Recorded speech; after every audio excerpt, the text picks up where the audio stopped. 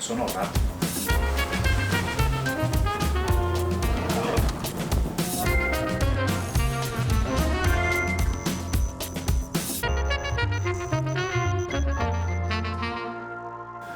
Olá, sejam bem-vindos a mais um Na Cama com Belu. Hoje quem tá na cama com o Belu é o PV. Na minha opinião, the greatest of all times. Tudo bem, PV? Tudo bem, PV, a gente tá aqui, na cama está aqui no National Legacy, pela primeira vez em Belo Horizonte. Tá acontecendo lá embaixo, na verdade acabou de acabar lá embaixo, né? Você acabou de comentar a final. O que você achou do evento? Antes de você vir pra cá, o que você esperava? Qual que era a sua expectativa e o que você achou, assim, no geral? Então, eu achei o evento muito bom. Eu gostei muito dele ser exatamente conectado no hotel, porque eu já tinha ido em eventos que tipo, eram conectados no hotel, antes de dar uma passarela, alguma coisa, e esse é realmente no mesmo prédio, é só descer 2 andares no meu quarto. Então, um restaurante, tudo junto perto do aeroporto, achei a localização muito boa. O pessoal me recebeu muito bem, todo mundo, tanto da organização, como da VOT, como os jogadores, e que eu realmente não estava esperando. Não que eu esperasse ser mal recebido, claro que não, mas a comunidade Legacy geralmente a minha experiência com ela é que ela é bastante fechada, até, principalmente lá fora. E então, só que todo mundo me recebeu de uma maneira sensacional. Eu não conhecia quase ninguém quando eu cheguei aqui, porque não é a comunidade que eu ando no Magic brasileiro. E mesmo assim, tipo, fiz vários amigos, as pessoas foram muito simpáticas, foi realmente fantástico. Olha que engraçado, eu jogo vários formatos e eu transito muito pelos grupos, pelas comunidades aqui de Belo Horizonte. E aqui em Belo Horizonte, o que os jogadores falam é que a comunidade Legacy é a mais aberta, é a mais receptiva. É curioso você falar isso, que lá fora é um pouco diferente. Você tem alguma ideia de por que isso pode acontecer? Eu não sei, a impressão que eu tenho lá fora é que as pessoas são muito defensivas em relação ao seu formato, que geralmente quem joga Legacy se foca no Legacy, ao contrário de quem joga outros formatos que joga vários formatos diferentes. Sim. Então, por exemplo, teve uma vez que eu escrevi um artigo e daí eu estava analisando um banimento, eu falei, eu acho que por causa disso, o deck Lands não está bem posicionado agora. E tipo, ponto. E eu achei que eu tinha falado uma coisa razoável. E depois eu fui ler as respostas das pessoas, tipo, tinha um grupo de Facebook de Lands falando, tipo, só faltou quererem a minha morte, sabe? Como é que essa pessoa que vem falar do nosso formato, ele não sabe nada e não sei o que, e papai, como é que diz essa coisa ridícula? E tipo, páginas e páginas e páginas. E é uma coisa que eu já experienciei de uma forma parecida com outras, porque eu escrevo bastante, de vez em quando eu escrevo sobre Legacy, e a recepção dos meus artigos Legacy é sempre pior com a comunidade Legacy, e a minha impressão é que eles acham que eu não tinha que estar escrevendo sobre o formato deles. Sabe, essa é a impressão que o pessoal de fora me passa.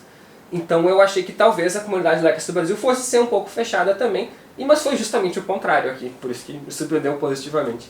Pô, que bom. Que boa surpresa. Como é que tá isso aqui? Tá rolando. Ok. Ô, PV, por que você veio pro National Legacy? Como que foi esse convite? Como que foi essa estrutura pra você vir? Então, eu falei com o Thiago, que era o organizador, ele me convidou pra vir, e daí falou que tinha falado com o Danilo da Vault também, que é essa camiseta, então ele me ajudou pra vir pra cá. E foi isso, assim, a gente combinou mais ou menos como ia funcionar. Eu gosto de Legacy, sempre gostei. Eu nunca tinha jogado o National Legacy, então achei uma oportunidade legal, é um torneio bom, com prêmios. Então, vim pra cá. Porque assim, você deve receber convites ou tem oportunidades de jogar vários torneios gigantescos em qualquer canto do planeta. Como que é pra você, assim, vir pra um torneio que é um torneio grande pro nível do Legacy no Brasil, mas que é um torneio limitado. Nessa edição tivemos pouco menos de 150 jogadores, 149 jogadores. Como que é pra você sair um pouco da sua rotina, do seu circuito de GP, Pro Tour, e vir para um torneio organizado pela comunidade e fortalecido apenas pela comunidade? É muito diferente, porque os objetivos são outros. Quando eu jogo um torneio tipo um GP, um Pro Tour, meu objetivo é ir bem. Tipo, eu quero os prêmios pra mim, eu quero reconhecimento, eu quero que o meu treino seja valorizado e eu quero ir bem, esse é o objetivo principal. Então acho que o approach é diferente. Por exemplo, eu comecei o torneio 1-2, sabe? Se fosse um Pro Tour, tipo, eu já não tinha mais chance de top 8. Se fosse um Pro Tour, eu teria, tipo, dropado, tipo, não tinha chance de ganhar nada. E acabou que eu fiz top 16 e ganhei, porque eu não sabia que o prêmio ia até o top 16, eu achava que ia só até o top 8. Mas na minha cabeça eu não tinha mais chance de ganhar nada. E então eu teria dropado e eu teria ficado irritado, provavelmente, tipo, vim até aqui. Só que aqui eu não fiquei, porque eu não vim aqui pra ganhar o prêmio. Óbvio que se eu tivesse ganhado, teria sido melhor. Mas eu continuei jogando e eu me diverti, eu conheci as pessoas, eu fiz tudo. Então eu vim mais pelo evento do que pelo meu resultado pessoal. Acho que essa foi a diferença principal. E é comum você procurar eventos assim, pra jogar o Magic menos profissionalmente, mais como um momento relax? Não, é bem raro na verdade. E, Quase nunca acontece. mas você gosta, é uma coisa que você procura, ou o National Legacy meio que caiu de paraquedas, assim? Não, acho que o National Legacy meio caiu de paraquedas. Porque é difícil juntar um campeonato que é grande o suficiente pra justificar e ao mesmo tempo não é um GP, é um Pro Tour. Porque eu moro longe, né? Bem ou mal, eu moro em Porto Alegre. Tipo, eu não peguei um voo direto pra cá, foi tipo 4 horas e meia pra chegar aqui. Então é difícil eu fazer isso, não é uma coisa que eu faço regularmente. PV, falando do que você faz regularmente, assim, porque você vive de Magic. Eu tenho o Magic como um hobby. Então eu acordo, vou pro trabalho, saio do trabalho e vou pro Magic. Como que é a sua rotina? Você acorda de manhã, toma um café da manhã e vai pra onde? Então, eu geralmente não acordo nem de manhã, nem tomo café da manhã. Acordo bem tarde e vou direto pro almoço. Mas depende muito da fase da minha vida que eu tô. Porque às vezes quando tem campeonato, a minha rotina é muito diferente. Por exemplo, tem o Pro Tour daqui a uma semana. Então eu fico numa casa com o pessoal do time, a gente acorda cedo, treina o dia inteiro e come e dorme. Sabe? É basicamente isso por mais ou menos uma semana. Mas quando eu tô em casa, quando não tem um campeonato que eu tô estressado, às vezes eu fico estressado pensando no deck, coisa assim. Mas então no dia que, tipo, acabou este campeonato, tem um mês sem nada. A minha rotina é basicamente, eu acordo a hora que eu acordar, porque eu não tenho horário. E daí eu mexo bastante no computador, fico nas redes sociais, eu leio bastante artigos de Magic mesmo quando não tem campeonato. Eu escrevo artigos de Magic, eu escrevo tanto para Wizards como para Channel Fireball. Então eu tenho que estar meio a par do que está acontecendo. Mas eu não jogo muito Magic, a não ser que eu tenha, tipo, eu quero escrever sobre esse deck, então vou jogar com ele. Eu jogo uns jogos com esse deck. Mas eu não sou o tipo de pessoa que, tipo, não tem nada pra fazer, vou jogar Magic. Porque pra mim é uma profissão. Eu tenho que jogar Magic muito na minha vida, então quando eu não tenho que jogar, eu prefiro jogar outra coisa. Então eu jogo, por exemplo, Bridge, é um outro jogo de carta. Eu jogo jogos de computador, tipo League of Legends, eu assisto bastante League of Legends. Eu jogo Diablo, eu jogo Baldur's Gate, eu jogo, tipo, uma série de coisas. Eu vejo bastante seriado também, a minha esposa também vê bastante seriado, é um hobby em comum que nós temos, então a gente passa muito nosso tempo fazendo isso. Eu leio bastante, eu gosto de sair pra jantar, assim, fazer tipo game nights, a gente faz de vez em quando com os meus amigos, a gente joga jogos de tabuleiro. Então eu faço um monte de coisas que são parecidas com Magic, mas que não são exatamente Magic. Agora minha vida vai mudar um pouco, eu comecei um trabalho, que eu começo terça-feira, que é, tipo, não é um trabalho full-time, assim, é tipo part-time, que é como designer de jogos. Que legal. Que é com uma empresa Spark Pants, que se chama, que faz o jogo do Elder Scrolls Legends. Não sei se você já ouviu falar dele. Sim. E é o jogo do... Tem o Elder Scrolls, que é o Skyrim, que é famoso, da Bethesda, e tem o Legends, que é o jogo de carta no mundo do Elder Scrolls. E daí é um jogo que eu gostei muito quando eu joguei. Eu peguei ele no beta até. E daí eu descobri que eu poderia trabalhar com eles remotamente. Que legal. Daí eu vou começar nisso, eu não sei como vai virar a minha rotina daí, mas vai ter mais nessa coisa. E esse convite para participar disso certamente veio por causa da sua carreira no Magic. Na verdade não foi um convite. Eu vi, eu mandei o meu currículo. É porque eu conhecia, as pessoas que fizeram o jogo originalmente era o pessoal que trabalhava na Direwolf. A Direwolf é uma empresa onde muitos jogadores de Magic trabalham. Tipo o Luiz Scott Vargas, o Matt Ness, o Josh DeBladon. E eles fizeram esse jogo originalmente. E daí o jogo, era uma empresa que só tinha trabalho ao vivo, então eu não podia trabalhar com eles. Daí o jogo mudou de empresa para uma empresa que aceita designers remotos. E daí quando eu descobri isso, eu já gostava bastante do jogo, eu mandei meu currículo e daí eu acho que sim, a minha experiência com o Magic foi uma grande parte de eu ter sido aceito. Mas não só com o Magic, como nesse jogo mesmo, que é o jogo que eu já jogava. Então acho que sim, ajudou, mas não foi um convite, eu que fui atrás porque eu achei que era uma coisa que eu ia gostar de fazer. Que massa isso, muito doido. PV, você sente que ao longo da sua vida você abriu mão de muitas coisas pra seguir a sua carreira de jogador de Magic? Não. Assim, nada que eu me arrependa e nada que... Eu acho que eu não tive que abrir mão de muitas coisas para seguir a carreira do Magic, porque eu não teria aberto mão de muitas coisas, talvez. Era só que eu pensava, eu prefiro jogar Magic ou prefiro fazer isso? Tipo, não, eu prefiro jogar Magic. Sabe, eu via... Tipo, até hoje eu fiz faculdade, eu me formei em Relações Internacionais, e daí eu vejo os trabalhos que as pessoas que se formaram comigo trabalham, e não tem nenhum que eu pense, nossa, queria ter investido mais na minha carreira e deixado o Magic de lado. Não, eu tô feliz jogando Magic. Eu não só jogo Magic, né? Eu escrevo, eu dou aulas, eu faço vídeos, eu tenho um podcast. Então, tipo, tudo na minha vida profissional tá envolvido no Magic. E não sinto que eu abri mão de nada, que eu... Foi mais assim, eu não quis abrir mão do Magic para outras coisas, do que eu abrir mão das outras coisas pelo Magic. Sabe, eu comecei com o Magic e eu nunca quis parar, foi isso. Parece bom. E na minha vida pessoal também acho que não abri mão de nada, tipo... Acaba que você constrói sua vida em torno daquilo ali. Não, assim, tem uma coisa que eu penso às vezes que eu abri mão, é que eu viajo muito. Eu fico muito tempo longe. Isso é uma coisa, eu acho que eu abri mão na minha vida, porque, por exemplo, desde que eu comecei a namorar, a minha namorada conta os dias que eu fico fora. Daí, tipo, ela fala, esse ano ficou 150 dias fora. Sabe, e, pô, 150 dias é um monte. É meio ano. Sabe, e ela fala, tipo, não, a gente namora há 5 anos, mas na verdade é 3, porque 2 tu tava fora.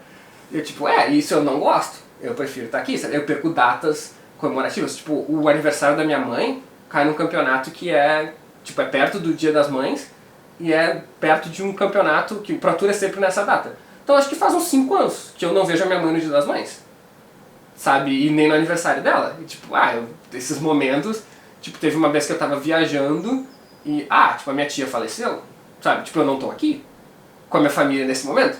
Então, nesse sentido, essa é uma coisa que eu abro mão, que é esses momentos mais com a família e com os amigos também, pra viajar tanto. Que eu não me arrependo, porque eu acho que é a minha profissão e eu tenho que fazer, assim como tem gente que trabalha em diversas outras coisas que tem que estar fora, mas é a coisa que mais me pesa, digamos assim, nessa minha profissão. E para um jogador que tem a aspiração ou tem a ambição de seguir uma carreira de pro player de Magic, o que você acha que ele já tem que ter na cabeça, que ele vai ter que deixar de fazer, ou que ele vai ter que começar a fazer? Como que você acha que ele tem que se preparar para começar uma jornada de jogador de Magic? Então, eu acho que a maior preparação é mental e é saber que é difícil, sabe? Não é só uma questão de preparação, sabe? Tem gente que se prepara muito e que não tem talento, e daí não vai conseguir. Tem gente que tem talento, não tem preparação e não vai conseguir. Mas também tem gente que se prepara, que tem talento e mesmo assim não consegue. É como qualquer profissão na vida, é muito de estar no lugar certo na hora certa. Sabe, às vezes a pessoa, tipo, tá lá, perdeu o último jogo, ficou em 9º. Daí, tipo, não é conhecida. Agora imagina, se tivesse ficado em 8º no GP. Daí, tipo, daí já seria mais conhecido. Daí poderia, por exemplo, escrever artigos para um site, que ia querer a pessoa porque a pessoa ficou no top 8. Sabe, daí ia ganhar pro points e ser convidado por outra coisa. Então é uma bola de neve. E muitas vezes as pessoas... Não tem muita diferença entre ficar em 8º e 9º, sabe? Pode ser tipo 1% dos tiebreakers, sabe? E você tem que estar preparado para aceitar que talvez você fique batendo na trave e não consiga e não tem o que fazer. Digamos, é muito triste pensando assim, mas é uma carreira meio ingrata nesse sentido, pelo menos para começar. Porque hoje em dia eu já estou estabelecido o suficiente que mesmo que eu vá mal em alguns campeonatos, tipo, eu continuo escrevendo, as pessoas continuam acreditando em mim, sabe? Eu não preciso ir bem em nenhum campeonato, mas quem está tentando essa carreira no começo precisa. E muitas vezes não vai, sabe? Tipo, eu tive 2 anos que eu fiquei seguidos indo mal. Então, em todos os campeonatos eu ia mal, por 2 anos seguidos. Se fossem os meus primeiros 2 anos, eu provavelmente nunca mais teria jogado, sabe? Mas casualmente foi depois de eu já estar estabelecido. Então acho que essa é a maior preparação, assim. E fora isso, tem que treinar, não tem muito... Eu acho que ler ajuda bastante, pelo menos pra mim, ajudava e ajuda até hoje, eu leio muito artigo. Tem gente que prefere vídeo, podcast também serve, mas só consumir conteúdo, porque acho que no Magic as pessoas têm muita sorte e não dão tanto valor ao fato de que os melhores jogadores são muito acessíveis. Porque, por exemplo, eu penso, League of Legends, sabe? Eu não sei se quem tá ouvindo... Mas eu penso, tipo, o Faker é o melhor jogador da história. Tipo, eu não consigo nem entender o que ele fala. Sabe, ele não fala inglês, ele não dá entrevista, tipo, o stream dele, ele é mudo. Então, tipo, eu daria muito pra poder chegar e perguntar pro Faker por que isso aconteceu, por que tu fez isso e não isso. E eu não tenho acesso nenhum. sabe? E, tipo, a mesma coisa de pensar no futebol, no basquete, não posso chegar e falar com o LeBron James e perguntar por que tu jogou a bola para aquele lado. Ele não vai olhar para mim. E no Magic tem muito conteúdo dos melhores jogadores, sabe? Eu posso chegar, ver a lista do Brad Nelson, que ganhou o GP, eu vou entrar no artigo dele, ele vai me dizer exatamente por que ele fez cada escolha, exatamente o que aconteceu nos jogos dele, o que ele mudaria no futuro, e se eu perguntar uma coisa nos comentários, ele vai me responder. Sabe? Então é um nível de acesso que o pessoal do Magic tem, que eu sinceramente não conheço em nenhuma outra área. E que o pessoal muitas vezes não aproveita. Então eu acho que tem que ler, tem que participar dessas coisas, porque tem muita informação lá fora de gente muito boa. Isso é muito legal, né? A própria interação no Twitter, direto já mandei, manda mensagem pro, sei lá, Thomas Enevold, assim, o cara vai comentar, ele vive disso, ele não necessariamente vive disso, mas tem isso muito forte na própria vida e gosta de compartilhar conhecimento. E quando eu ganhei o National Legacy do ano passado, eu recebi uma porrada de mensagem de gringo, tipo, cara, e aí, como é que faz side? Qual que é, nessa situação, como que atua? E é muito massa, né? Você vê o resultado de qualquer evento do mundo, você vai jogar o nome do cara no Facebook e vai mandar uma mensagem pro cara e ele vai te responder e achando a coisa mais legal do mundo, né? Eu acho que a comunidade do Magic sempre teve o The Gathering junto. A comunidade profissional do Magic é muito mais próxima da comunidade semi-profissional, da comunidade competitiva e da comunidade casual do que em quase qualquer outra coisa que eu conheço. Isso é muito legal.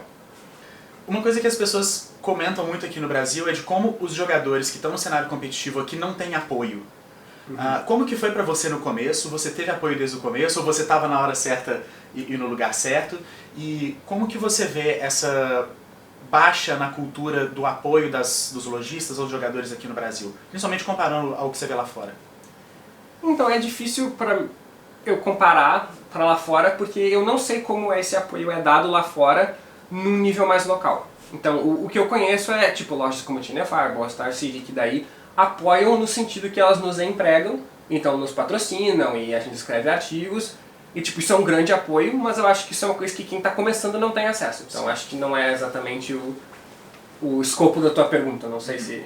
Então, mas eu não sei, tipo, tem uma loja genérica na Califórnia e os jogadores dessa loja, qual apoio que essa loja dá pra eles, eu não tenho a menor ideia. Então não sei te responder. Pra mim, quando eu comecei, o apoio que eu tive foi mais das pessoas me acolherem e me ajudarem do que qualquer coisa material. Eu comecei a jogar muito novo, eu tinha 8 anos. Então era uma peste. E as pessoas sempre foram pacientes comigo, me explicaram, me levavam para os campeonatos, sabe? Eu fui viajar, tipo, com 12 anos eu ia viajar com um grupo de pessoas e, tipo, alguém tinha que cuidar de mim, sabe? Eu era pequeno. Então eu sempre tive todo esse apoio da minha loja local, que era Jambô na época, agora se chama Nerds, acho que é a maior loja de Porto Alegre ainda. E sempre foram muito legais, me ensinaram tudo, sempre me aguentaram. Então nesse sentido eu tive muito apoio. E eu tive o apoio também da Devir, que a Devir era a empresa que distribuía o Magic antigamente, agora é o Wizards Brasil que faz isso, eu acho, e umas diferentes. Mas a Devir que um ano teve uma inspiração, eu não sei de quem, e resolveu pagar as passagens para todo mundo que tinha vaga pela América Latina jogar o Mundial. Então, era o top 8 do ranking na América Latina, e eu tava nesse ranking, eu não tinha a menor ideia que eu ia pro Mundial, porque era na Alemanha isso, eu tinha 15 anos. Então eu não tinha inspirações nenhuma de ir. Daí eles anunciaram que eles iam pagar a passagem no hotel, iam levar um grupo que ia se juntar com Portugal e Espanha, porque tinha Devir nesses países também, e a gente ia ficar num resort treinando e coisa. Foi uma experiência fantástica e foi a minha primeira entrada no Magic profissional, que foi o meu primeiro Pro Tour. E se eles não tivessem dado isso, eu não teria ido. E acho que foi a única coisa que eles fizeram, assim, mas calhou que foi no meu ano. Sabe, eles podiam ter feito aquilo no ano anterior, eu não teria participado. Sabe, então tem muito isso de estar no lugar certo, na hora certa.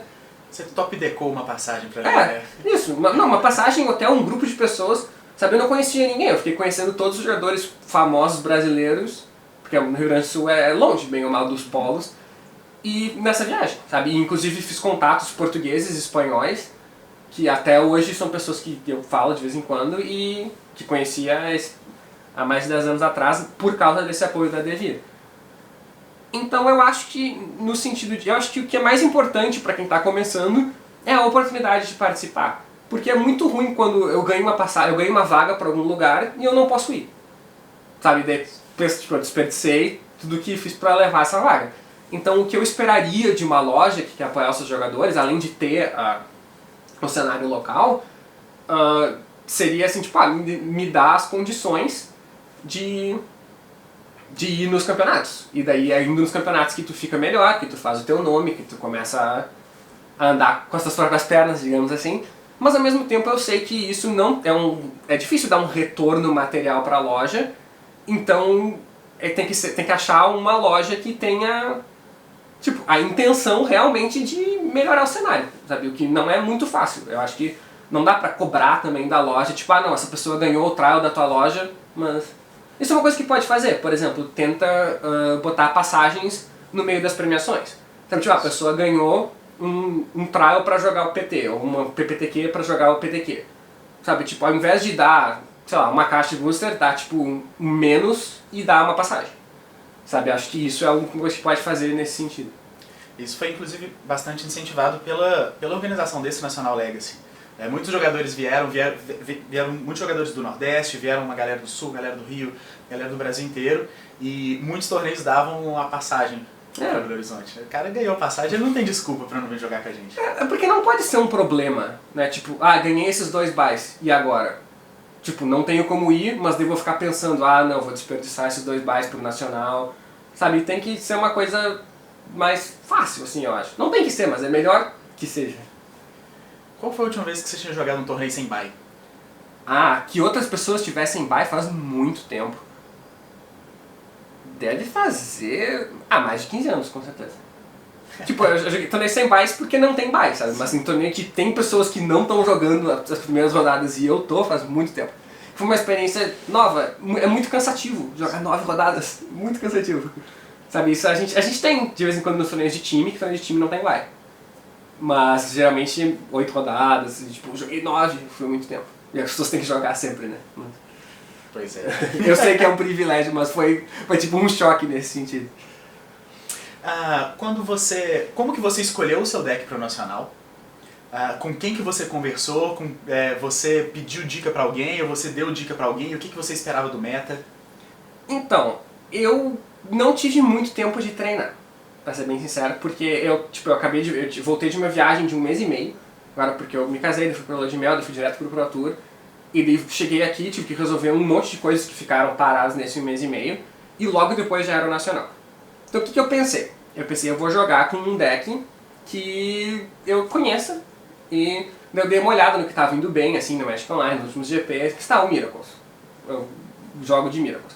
Daí eu falei com o Thiago, e ele perguntou, você pode me dar esse deck? Daí ele falou, posso. Eu, tá bom. Aí eu combinei com ele, e daí eu comecei a jogar um pouco com o deck no Magic Online, porque não queria também vir completamente verde pro campeonato. E daí eu lembrei por que eu não gostava dessa versão nova de Miracles. E por que você não gosta dela? Então, eu acho que o baralho é um baralho de controle que não ganha o late game. Ele tem um grande problema que ele tem 20 terrenos, só que ele é um baralho de controle. Ele precisa fazer 1, 2, 3, 4, às vezes até 5. E então ele tem que usar os cantrips pra achar terreno no começo. E daí você acaba fludando muito depois, eu acho. Porque é diferente de um deck tipo Delver. O deck tipo Delver quer 2 terrenos, sabe? Então você sabe que você pode jogar os terrenos pro fundo, você pode embaralhar com a Brainstorm, você não precisa pegar eles com o Ponder. Então tem um plano de jogo consistente que é, eu não quero mais terrenos. E você pode executar ele do começo ao fim. O Miracles é diferente. O seu plano no começo é, eu quero todos os terrenos, e depois, tô com terrenos demais, não tem o que fazer com os terrenos. Então, tipo, em muitas situações eu ficava, tipo, eu não posso botar esse terreno, embaralhar esse terreno, porque eu preciso ter a minha 4ª mana no turno 4. E ao mesmo tempo, logo depois eu comprei meu 5º terreno e não tem nada pra fazer com ele, sabe? 6º, 7º, porque... Então isso eu achei muito ruim, e eu chegava em situações que eu controlava o jogo, e eu esperaria ganhar, porque meu deck é o deck de controle, né? Só o que ele faz aí pro late game, e eu perdia, igual. Sabe, tipo, eu comprava 4 cartas, dava um ponder, não sei o que, e depois eu fazia alguma coisa e eu perdia. E isso me irritava muito. Porque, tipo, o objetivo do deck é ir pro late game. E eu não vou ganhar o late game, então eu consegui fazer o que eu tinha que fazer, não adiantou nada. Sabe, daí eu falei com o Thiago, olha só, Thiago, você tem outro deck? Isso já foi na semana agora. Eu falei, eu entendo se você tiver só o que eu pedi há 2 semanas, mas você tem outro? Ele falou, tenho algumas coisas, tipo o quê? Eu falei, pode ser Snake and Show, pode ser Stone Blade. Ele falou, eu tenho Stone Blade. Eu falei, tá. Então eu fui lá, olhei a lista do Joe 7, que fez top 8 no GP, tirei umas cartas que não me agradavam de olho, assim. Tipo o quê? Tipo Vencer, que não consigo Pra mim, tipo, eu olho numa mão o Vencer, na outra mão o Jace. Custa a mesma coisa. Nunca que eu vou usar o Vencer, sabe? Eu não... Não dá. Eu tirei os Vencers, eu tirei a Nahiri do site também, botei um Gideon. Então não foi nada científico, assim. Foi só, tipo, da minha cabeça, nem joguei com o deck antes. Só de eu ter jogado com esse tipo de deck no passado e saber que cartas eu gosto e que cartas eu não gosto. E daí pedi pra ele. Daí ele falou, não, inclusive eu jogo com esse deck, o Stone Blade, daí que eu não sabia, daí ele falou, eu tenho, tipo, aqui é a minha última lista, eu até gostei mais da lista dele do que do John Lossett. Daí a gente conversou um pouco sobre o deck, e daí montei aquilo. Mas então foi basicamente a lista do John Lossett, mais a lista do Thiago, mais uns palpites meus. Legal, e o que você enfrentou? Você enfrentou algum deck maluco? National Legacy sempre tem deck maluco.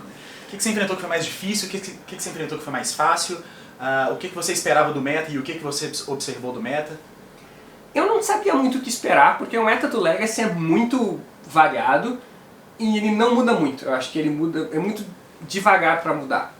Então, porque as pessoas têm geralmente um deck, né? Não é todo mundo que pode trocar de deck um dia antes. Teve bastante Eldrazi, né? Teve 3 no top 8, eu joguei contra um Eldrazi, mas eu acho que uma grande surpresa assim não teve. O baralho mais estranho que eu joguei foi, eu acho que o R Delver, que é um baralho mais de burn do que... É um burn com azul, né? Não é um Delver com vermelho, é um burn com azul. E também é um deck que eu já tinha jogado no Magic Online, então não tinha muita experiência contra ele, nunca joguei de Stoneblade contra ele, mas é um deck que eu conhecia. Então não teve ninguém que fez uma carta que eu não conhecia, ou uma estratégia que eu não tinha pensado. Pelo menos com quem eu tenha jogado, nada me surpreendeu, assim.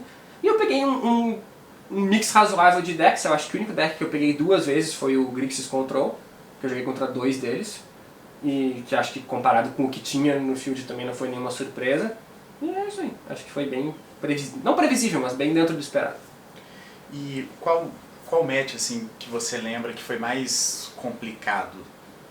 Com certeza o que eu joguei na câmera contra o outro Stoneblade, e daquela vez com o preto, que foram 3 jogos relativamente demorados, e sabe, todos os turnos, tudo pequenininho era uma decisão importante. E sabe, tipo, será que eu uso o Stoneforge agora, fazer o Battle School, e daí meu oponente pode fazer o Jace, e daí eu vou fazer tal coisa, ou eu espero, e daí meu oponente pode fazer Vigilant Click em resposta, sabe, eu espero, e a pessoa pode ter mana para dar Force Fuel, não sei o que, e tipo, tudo um detalhezinho assim, e acho que cada jogada individual foi muito importante pro resultado do jogo. Acho que no primeiro jogo, até se eu tivesse jogado um pouco diferente, lá no final eu poderia ter vencido, se eu tivesse sido um pouco mais agressivo, talvez, mas tipo, uma mesa complicadíssima, sabe? Acho que foi marcante porque foram jogos muito parelhos, com decisões muito pequenas que me importavam. Eu acho que se botar nós dois para jogar o mesmo jogo, com as mesmas cartas, o jogo vai acabar completamente diferente, porque alguém vai pensar alguma coisa diferente em algum momento e vai fazer uma jogada diferente. Então acho que foi isso aí. Hoje, quais são os formatos que você mais está jogando? O que você mais está curtindo? Como que você está achando? Como que você observa o meta dos formatos que você mais joga? Assim, você acha que está tudo saudável? Você acha que tem alguma coisa errada? No Legacy, no Modern, no Standard? Eu jogo o que tem campeonato, geralmente. Eu nunca jogo tipo, eu não vou chegar em casa e jogar Legacy porque não tem campeonato Legacy no meu futuro próximo. Então, o que eu mais jogo é Standard e Draft, que são os formatos dos Pro Tours e da maioria dos GPs. Em questão do meta tá bom ou ruim, eu acho que o meta no Standard está muito bom, porque todos os decks podem ser muito mudados. Sabe, existem várias versões de diversos decks, então eu posso jogar contra 5 decks de Jeskai no campeonato e 5 listas completamente diferentes uma da outra.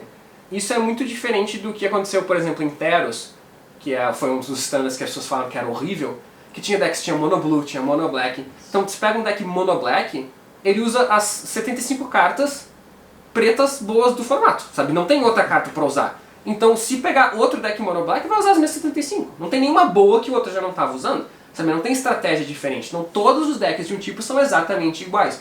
Isso eu acho muito ruim. Aqui não, aqui os BGs tem vários BGs diferentes. Jeskai, vários Jeskai diferentes. Boros, vários Boros diferentes. Então isso eu acho muito saudável, é uma coisa que tu pode ir rotando e é muito frustrante o standard passado, por exemplo, tu chegar, treinar 100 horas para um campeonato e jogar com um BR exatamente igual ao que foi jogado na semana passada.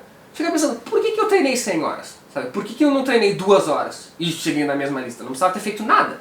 E eu acho que isso não acontece nesse formato. Se eu treinar 100 horas, eu vou vir com uma lista diferente e vai ser melhor do que a que tinha semana passada. Não vai ser igual. Então eu acho que isso é muito bom, muito saudável. E o Legacy, eu acho que ele é saudável como sempre foi, assim. Eu achei que talvez se botasse um campeonato tipo, muito importante Legacy, o formato fosse meio que quebrado, assim, as pessoas chegassem a um consenso de que um deck é melhor que os outros. Mas teve o Pro Tour de times que teve Legacy e não foi isso que aconteceu. Não foi isso que aconteceu. Então acho que ele continua saudável como é. E o Modern continua... Eu não gosto de Modern. Ele continua com os problemas que ele sempre teve, na minha opinião, que é que os jogos quase não importam. No Modern é muito a questão de contra o que eu tô jogando, o que tem na minha mão inicial, e tipo, não importa quem você botar jogando, o resultado vai ser o mesmo, porque não tem muitas decisões dentro do jogo. Então as decisões do Modern são feitas antes do jogo começar. É tipo, de que eu vou jogar, o que vai no meu site, sabe? Mas no momento que tu sentou na mesa, é muito mais, o resultado depende muito mais do matchup do que das decisões dos jogadores. Isso é uma coisa que eu particularmente não gosto. Sabe, eu imagino, tipo, um jogo contra o Dread Modern, sabe? Se vem um leyline na minha mão ou não, é a diferença do jogo, eu ganhar ou perder o jogo. E é só isso que define.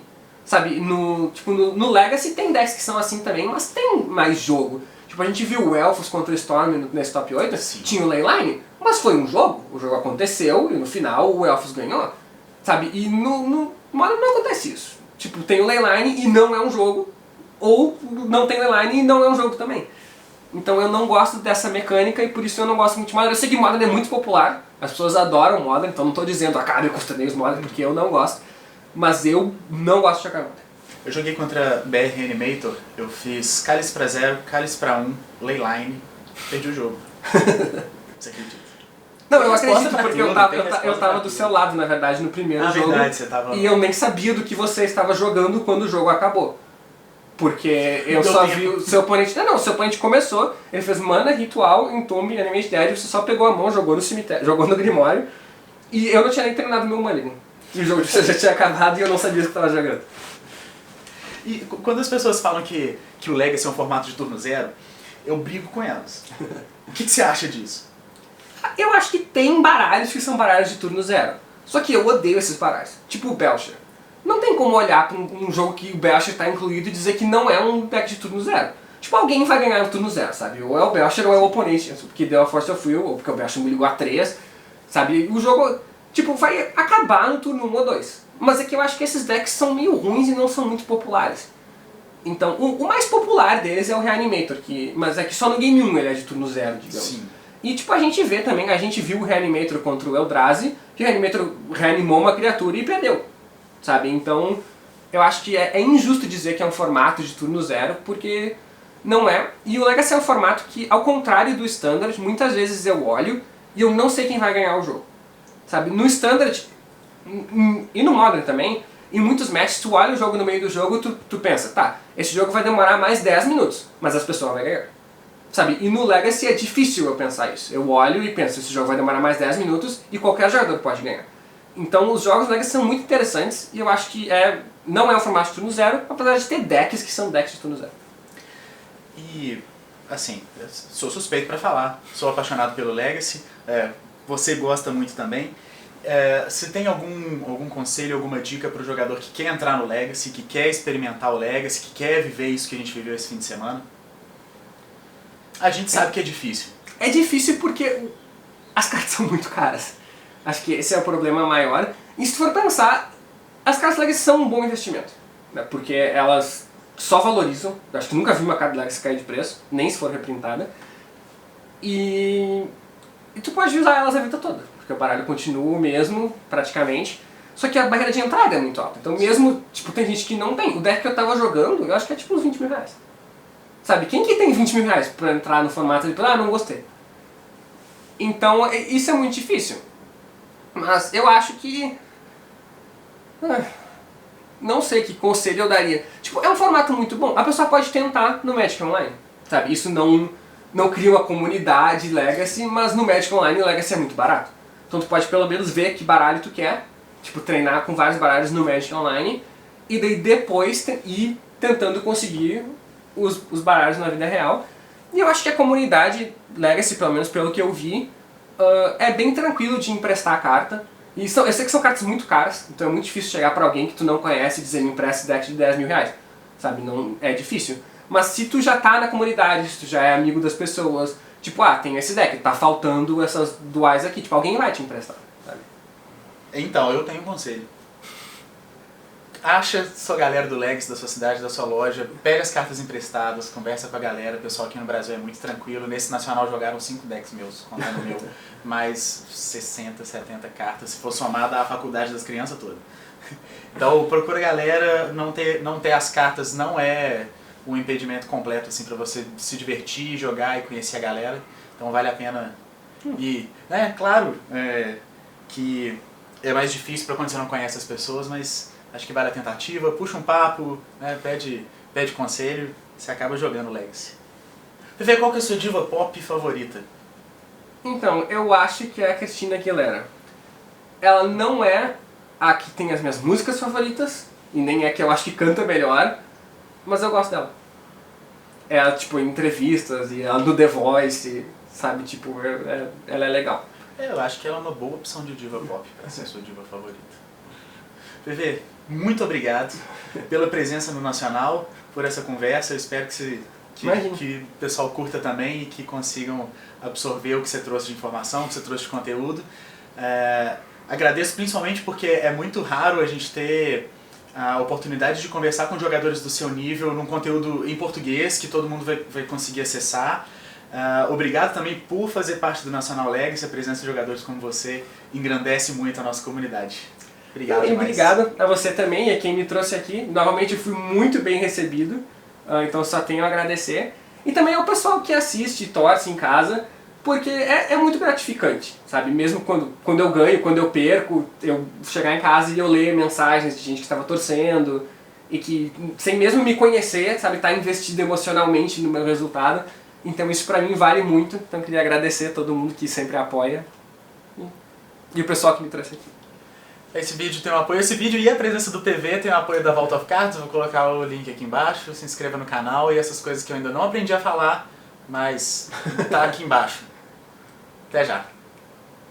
Valeu demais, PV. O papo tava bom.